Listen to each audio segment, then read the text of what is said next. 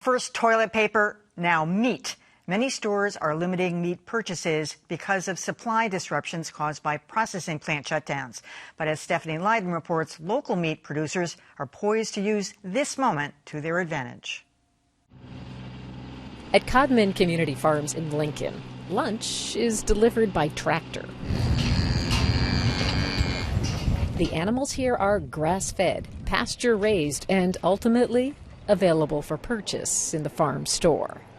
Demand for the carefully cultivated cuts of meat has never been higher. I think we're up 500% over last year in terms of sales. Jennifer Hashley and her husband Pete Lowy say with the coronavirus outbreaks closing some of the nation's massive meatpacking plants, creating shortfalls in supermarkets, the nation's industrialized meat supply is under siege. It's been a disaster waiting to happen, and I think we're seeing that now.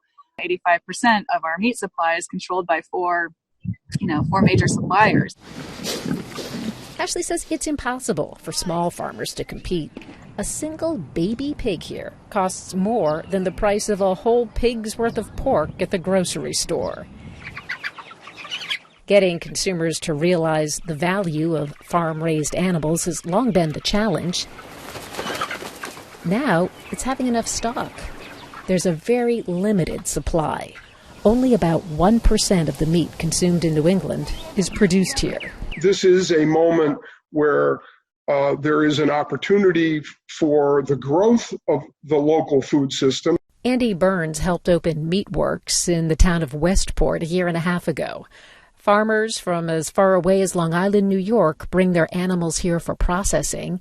It's almost fully booked through the end of the year. Is the surge that we're seeing right now, is that a one-time COVID related? I don't think so. I think that people today are so much more understanding of the issues related to the food supply than they were before.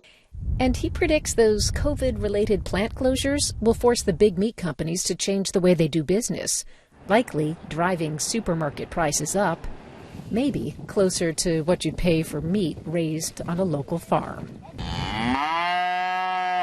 Stephanie Leydon, WGBH News. The biggest obstacle for increasing meat production is the high cost of land.